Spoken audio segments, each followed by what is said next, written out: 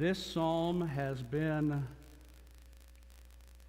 so often rehearsed that it becomes familiar sometimes. Do you know that the Roman philosopher Lucius Apollonius is credited with being the first to say, familiarity breeds contempt. Familiarity breeds contempt. What does that mean? Go ahead, Tara.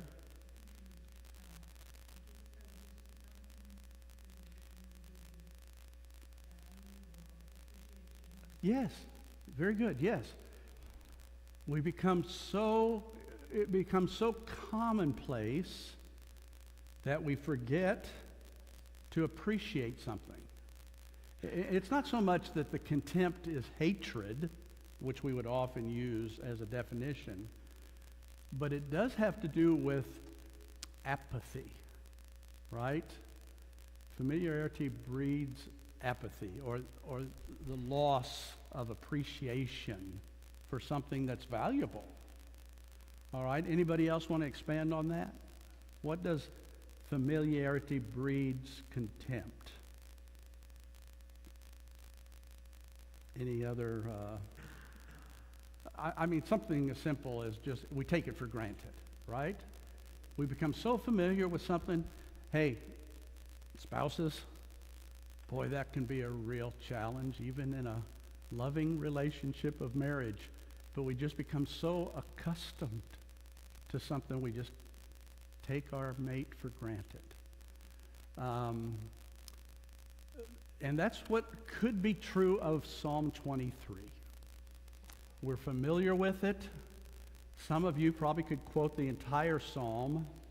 We're probably not going to look at anything so brand new and earth-shaking, but sometimes it's just good to be reminded. All right, Dan?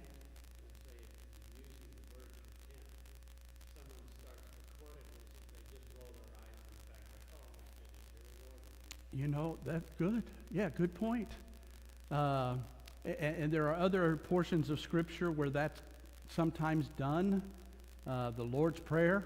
Some of us could rattle off the Lord's Prayer and just be mindless words. There are religions that have recitations. Both Islam, Catholicism, others have prayer beads, right? You know what that's for? They may have gone to confessional and they will be told, okay, say so many Our Fathers or say so many Hail Marys. And they just mindlessly rattle that thing off, but they keep track of how many times they do it. That's what a prayer bead is for. For Islam, they'll do recitations out of the Quran, sometimes just like a verse, but they'll keep track of how many times they do that. And it becomes so common, so easy for us to recite that we completely forget to think about the profundity of some of these things. And the other thing is sometimes I think we just think of God in a context of who we go to when there's a special need. I mean, we just had prayer time and mentioned a couple things that were frontal lobe impressions that we know we need to pray for, or rejoicing in something. That's good. But so too often we just, especially in modern contemporary America, where we're so capable of making our way along, and maybe even with success and good blessings of affluence, sometimes we just can go along without recognizing our need. But then when something happens, a crisis, an emergency, that's when we turn to the Lord and pray. Well, this psalm teaches us that there should be this constant relationship that is not just tapped into when we have a need, but really it's there for all our time, and it should give us great comfort to be able to know that God is in a relationship with us the way Psalm 23 describes it. Okay, so we've looked at a number of types of psalms. The last couple ones we've looked at, remember I called them those penitential psalms, where repentance was involved and penance, the idea of being completely sorrowful, and so we repent. That's good. We've looked at other psalms like the Psalms of Ascent. This, though, is in that category of thanksgiving psalms. And here at Psalm 23, Psalm 100, Psalm 103, Psalm 106, those thanksgiving psalms. And this is a great one. So let's take a little bit of time to think about it. So King David wrote this psalm, and it almost just rolls off David's pen under Holy Spirit inspiration because it's part of his life. It's part of what he has done in the past, how he has conducted himself in life. What's this start out with? The Lord is what? Our shepherd. Well, David knew a lot about shepherding. Isn't it interesting? Can you name some of the others, leaders of the Bible, who were shepherds? Moses, Jesus. Yeah, Jesus is the good shepherd. Go right to that one. Good. Yeah, Abraham.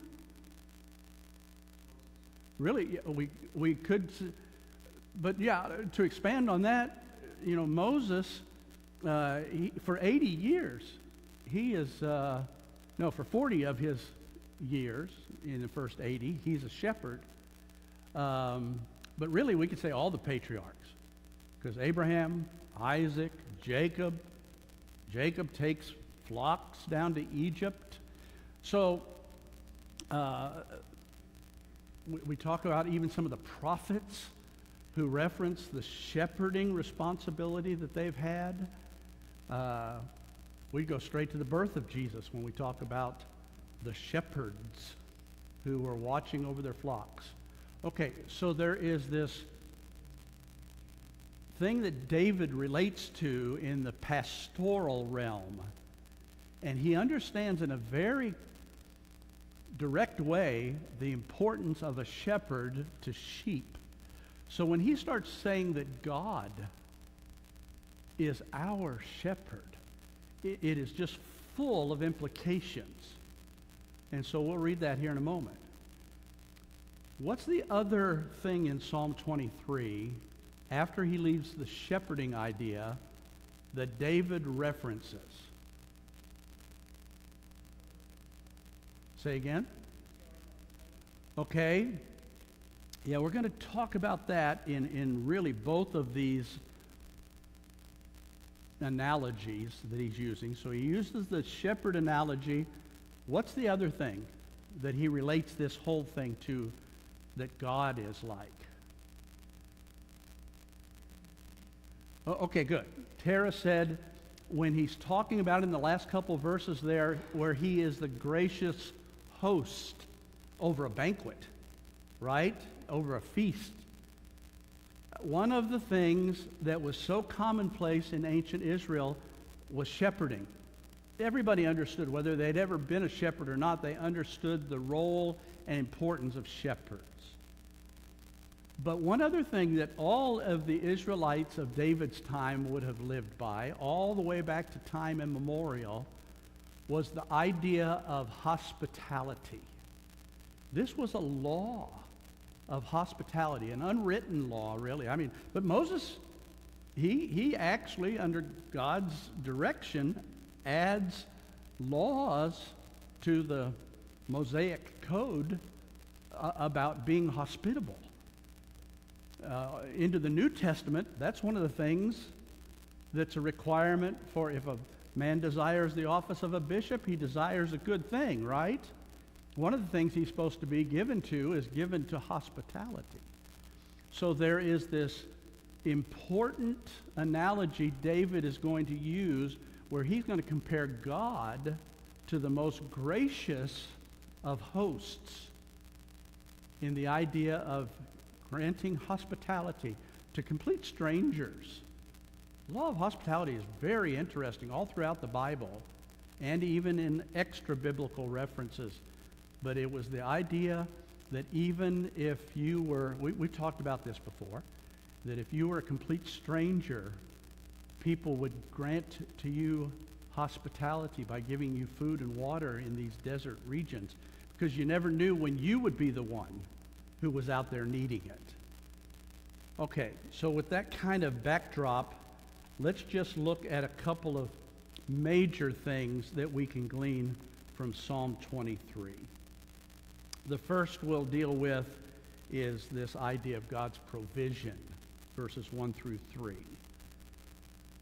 The Lord is my shepherd, I shall not want. Notice all of the personal pronouns here.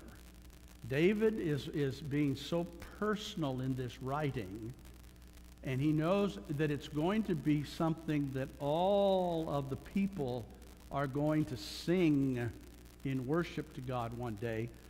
But when he's penning these words, it is very personal. He's talking about my and I and those personal pronouns. So the Lord is my shepherd, I shall not want. He maketh me to lie down in green pastures. He leadeth me beside the still waters. He restoreth my soul. He leadeth me in the paths of righteousness for his name's sake. Okay. So just the fact that David would make this analogy, it's clear that these are some of the things he knew he did as a shepherd. But when he uses the idea, the title, the Lord is my shepherd, we've talked about it numerous times, even in recent weeks. What's that Lord? What's that Hebrew? Yes, it is. This is the Almighty Creator God, the self-sustaining Creator God. And David references him in all of his power and all of his magnificence. The Lord is my shepherd.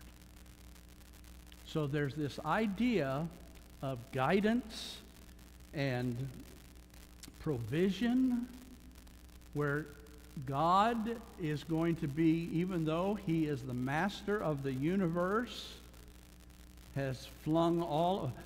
Tamara and I, Rob, we were talking about, Vicki, we were talking about that moon you may have seen over the weekend. That big, huge ball in the sky. Oh, you guys know what the moon is. It was beautiful this weekend, though. And God, who created all of that, is going to allow himself to be recognized as the great provider of individual people and individual needs. So David says, the great God, he's my shepherd. And I'm not going to want for anything. He is going to meet my needs. That's what a shepherd does for sheep, right? The pastoral role of a shepherd is just beautiful all throughout the Bible. And we see all the way into the New Testament this idea of, as Mike said, certainly Jesus, the good shepherd. He's not a hireling who's going to run away when things are threatening. He's going to be the one who will give his life for the sheep.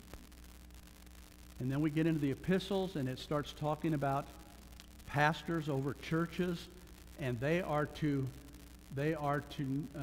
not overlord the flock of God, right? I mean, again, that whole shepherd-sheep role. Isaiah, all we like sheep have gone astray. We've gone everyone to our own way. The Lord hath laid on him the iniquity of us all. Okay, so, but to recognize, as David does here, that he is this sheep who is subordinate to the Almighty Creator God, but God is his shepherd, and God's going to provide for him, just like he provided for his sheep when he was out there by himself tending sheep. Do you ever wonder what shepherds like David did to entertain themselves? Were they teaching the sheep to walk around on their hind legs and, dance around? And yeah, maybe. He did throw some rocks. Got a little bit practiced with his special forces training, huh? But it's true that there's a lot of, to be a shepherd, especially a teenage shepherd out there watching the flock seemingly by himself. Bears, lions, he's got to take care of that. But a lot of that is done in monotony and in solitude. But you know what? When David was out there with the sheep, he was learning how to be a king. And God taught him a lot of lessons as a shepherd. And so you can glean very carefully the words David's choosing. He's relating this to the Lord, but he's also recognizing how he would have handled sheep in some of these pastoral situations. Notice verse 2. He maketh me to lie down in green pastures. Do you know, most of the time, has anybody raised sheep? Anybody had any lambs? Or April? Where? Your dad? Mike? Yeah? Oh, they did? Okay. Most of the time, those sheep are just constantly walking around, aren't they? And they're just grazing, and that's why the whole big debate for years, even in the settling of the western part of the United States, shepherds versus cattlemen. Oh, they didn't like each other. Why did the cattlemen hate sheep? And yes, if you've ever seen sheep, they will eat the grass right down to the roots, and most of the time it won't come back. Cattle will just eat the top part of the grass or the hay or whatever and just stubble, but they'll just keep on moving along, right, eating, and then that'll come back. Okay, so, but you don't see sheep a lot of times laying down. I mean, they do, but when they do, when will they lay down in green pastures? It's when they're totally, completely full. When they are so satisfied, not unlike us after Texas Roadhouse, when they have eaten, because they're going to eat green grass. For them to lay down in green pastures means that they are totally satisfied and content. And they feel protected because the shepherd's there.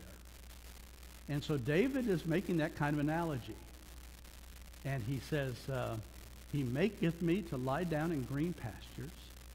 He leadeth me beside still waters. Sheep are skittish. They're not real, I don't want to be unkind, but they're not real bright. Yeah. But yet this picture of David comparing himself to a shepherd and then recognizing, that's how God is to me, taking care of me. I'm so satisfied in God that he makes me lie down in green pastures. He leads me beside still waters. What that means is you take sheep to a river that's moving fast, roaring. They're scared. They will not go down to drink water if it's rapidly moving. Why?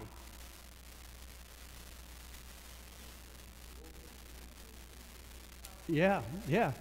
Sheep, because of their wool, especially if they're not shorn, if they get wet, they get heavy and they will drown in moving water.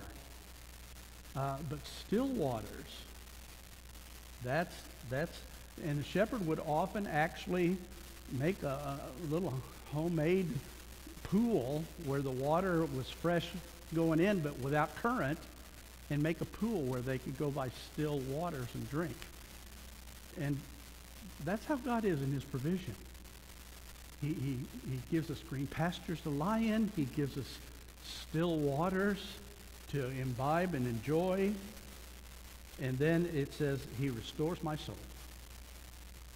Through all of this, David is recognizing it's God taking care of me to the point where my soul is totally restored. But it's because of faith in him. All right. And he leadeth me in the paths of righteousness for his name's sake.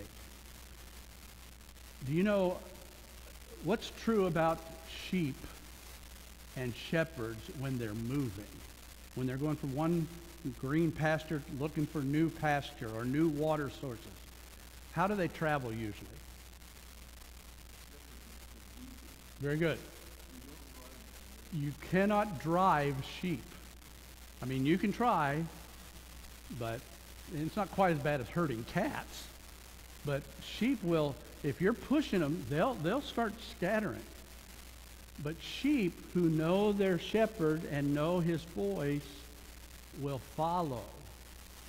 Sheep are, have we established, they're not real bright. April raised them. She knows this. But you know what? They can't see very well. Sheep at this level, they can't see very far what's ahead of them. And so the path has to be led by the shepherd. So he is walking the path, and they are following the shepherd with confidence that he would never take them someplace where it was dangerous, right? That's this paths of righteousness. God is going to lead his sheep, his children, in paths of righteousness for his name's sake, so that everyone will recognize what a great God they serve. Okay, so this first idea of protection is very, very clearly taught. The provision. The protection is next. And it's just in verse 4 that I want to highlight this. Yea, though I walk through the valley of the shadow of death, I will fear no evil, for thou art with me. Thy rod and thy staff, they comfort me. Okay, this one verse right in the middle talks about the danger that sheep sometimes can find themselves in. But God is the protector. Scott and Denise, I think, have been there. I know Pam and John have been there. Helen, you may remember this. But when we go to Israel, one of my favorite places to take people is back off the track. We go way back into the mountains between Jericho and Jerusalem. So usually as you're going up to Jerusalem, there's this little area. It's called Wadi Kelt. So we go back there. Some of you remember, I know John and Pam, I think we went there, Scott, where St. George's, okay. There's a monastery, a Catholic monastery that's carved into the side of this mountain, but it is over the top of this huge gorge. I mean, it's almost Grand Canyon-like. Okay, not quite on that scale. But this valley was one of the shortest routes between Jerusalem and Jericho. It's only about 17 miles, but you're dropping 3,500 feet in elevation. It's really a remarkable change in topography. But the fastest way is this path through this Wadi Kelt, this gorge. Anybody remember a story in the Bible where somebody is on that path? The story of the Good Samaritan in Luke 10, right? And it specifically says, and a certain man went down from Jerusalem to Jericho and fell among thieves and was robbed. But this valley is often associated with that. But what's really interesting, and you can see it when you're there, you look deep down into this valley, and it's so deep and gets so narrow that there are some places that are never out of shadows.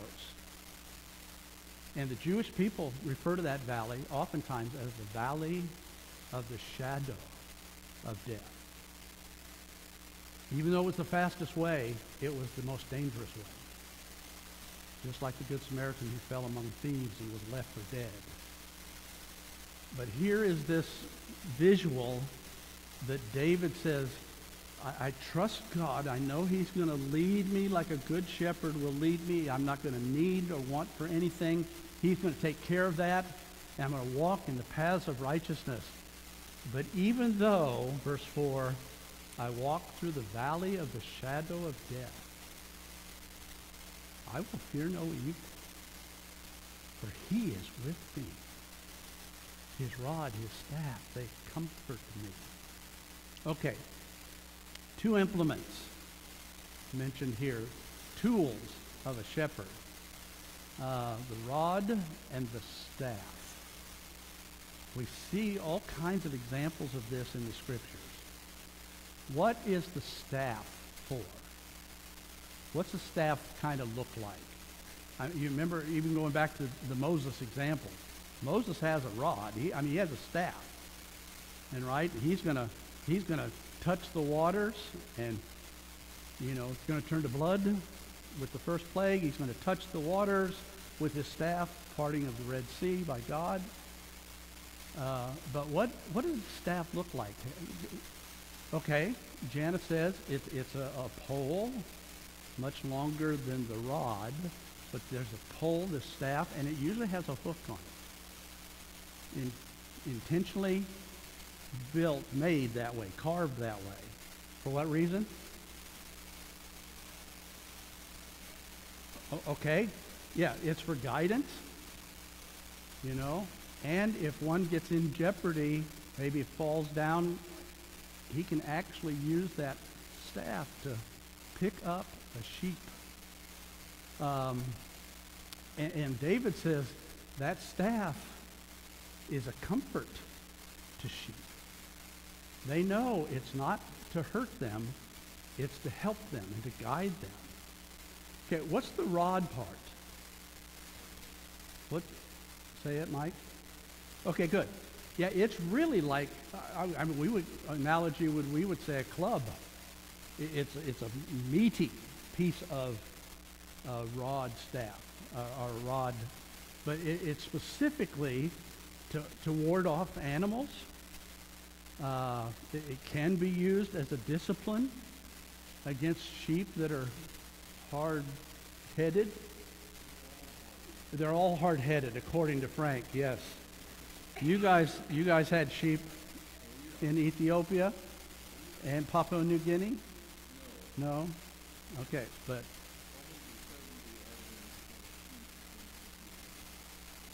Oh, really? But you had some? Okay, well, I thought you just admitted you were Seventh Day. But there are times that sheep do need discipline, something a little more firm than just the staff to guide them. So David, again, in this analogy, says, listen, I have such confidence in my shepherd that even though I walk through circumstances of my life like the shadow of death, I can look around our room, I can see people we love in this room that have gone down a path. And it's been through the shadow, oftentimes of death. And it's just, we say it, I hardly ever hear somebody say it. I hardly miss hearing somebody say it, that is a believer and have full confidence that their loved one is in the presence of Jesus. But they say it all the time. I don't know how somebody who's not a Christian can go through this path. And it's true. I've said it. You probably said it too. Because when there appears to be hopelessness, that is one of the worst human conditions.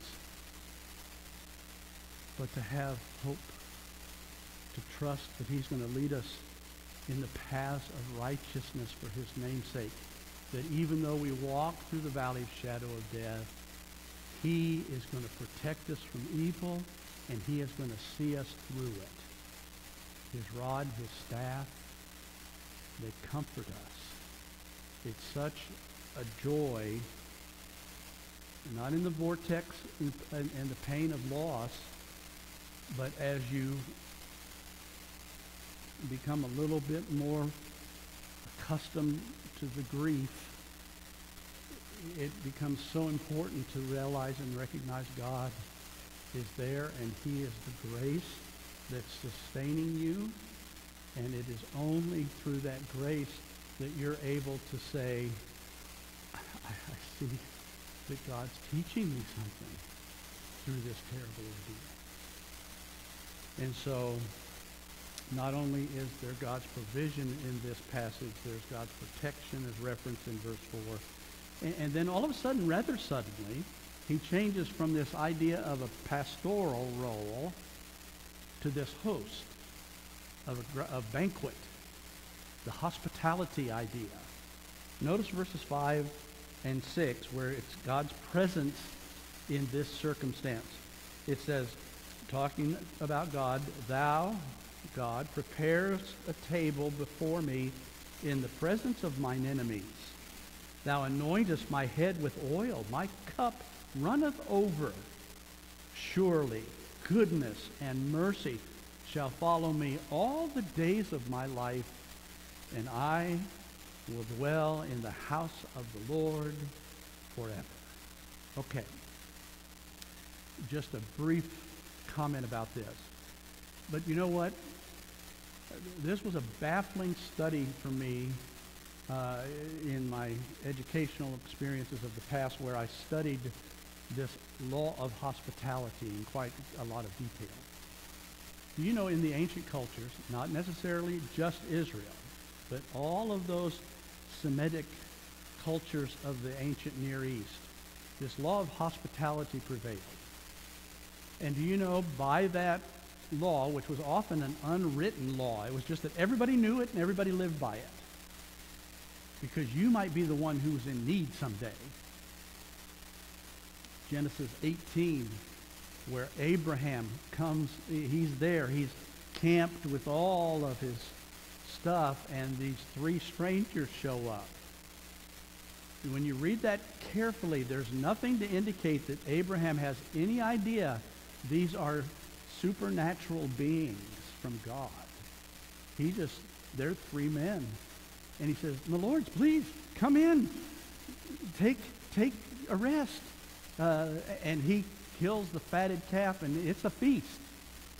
And the whole time he's talking to these people, he doesn't know that it's God. Before it's over with, God will reveal himself. How does God reveal himself to Abraham in Genesis 18? What's he say? Yeah, okay. What caused Sarah to laugh? I know you didn't laugh, Dan, but no. But why did Sarah laugh? Yes. Next year, about this time, she's going to have a baby. I'm 90 years old. I'm not having a... Why are you laughing? I didn't laugh. Yeah, you got that right. But it's at that point that God reveals a supernatural knowledge. And then Abraham and Sarah both realize it's God they've been entertaining. In fact, Hebrews chapter 13, verse 5 says it this way: be careful to entertain strangers, for thereby some have entertained angels unawares. Right? It's that Genesis 18 reference. Okay. So, the law of hospitality was, though, that even if an enemy came to the ropes of your tent you were obligated to give them hospitality. I mean, that's how this played out in the culture.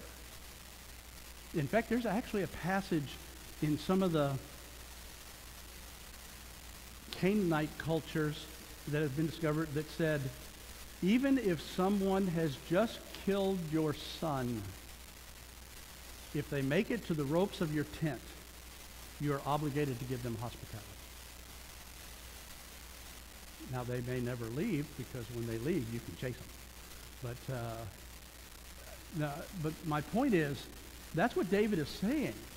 Here, God is providing this banquet even in the presence of my enemies, David says.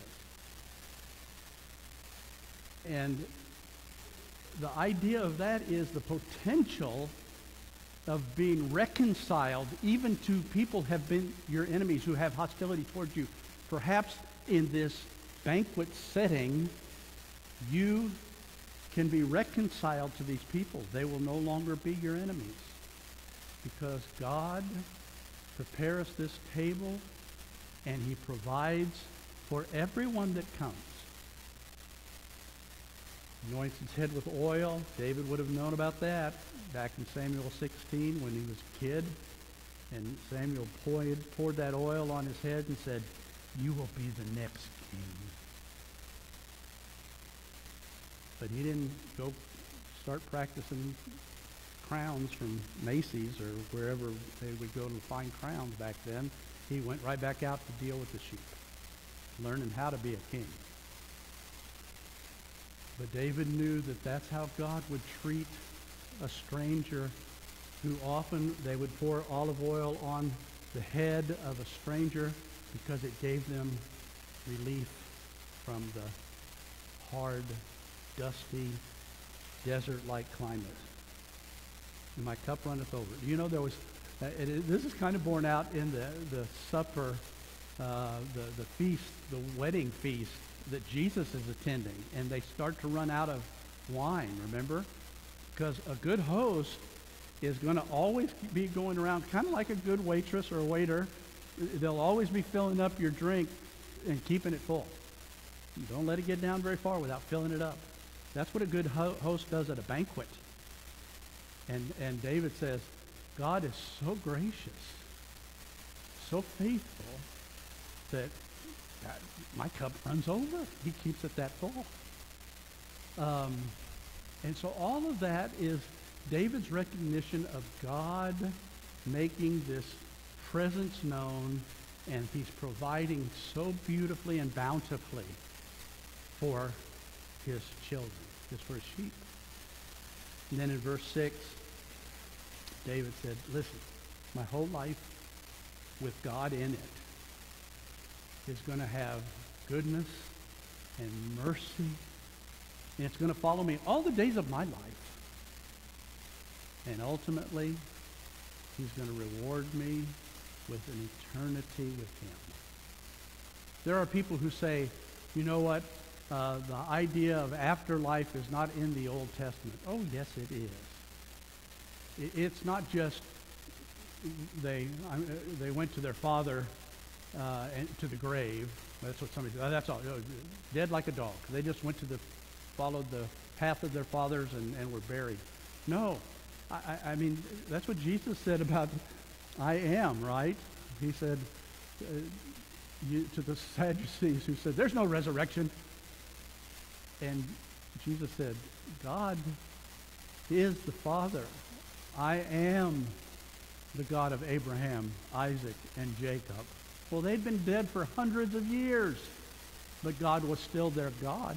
I am the God of Abraham, Isaac, and Jacob. That means they were still alive in an afterlife. And those kinds of things are taught here. That's even this idea of I'm going to dwell in his house forever. That is a clear indication of life after death, and God is going to take care of his kids. And Jesus says to his own disciples, I'm going to go. I'm going to go away for a little while. I'm going to go and prepare a place for you. that where I am, there you may be also. In my Father's house, right? All of those things are so clearly taught. But this psalm entails all of these different emphasis. That God is this great shepherd who's going to provide, he's going to protect. Ultimately, he's going to have his presence in our life. He's faithful. He shows his mercies and goodness. It's renewed every day. So run quickly to Psalm 23.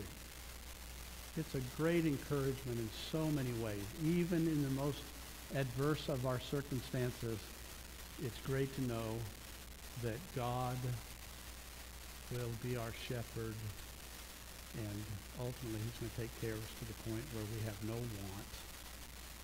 Okay?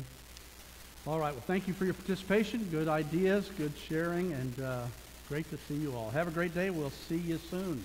Say hi to Connie when you see her. Let her know we all felt like she abandoned us. Okay, at least I did. If anybody has an interest or wants information about that sectional, Mike and Susie are back there. And I think they'll deliver it and put it up and everything. Okay, maybe not.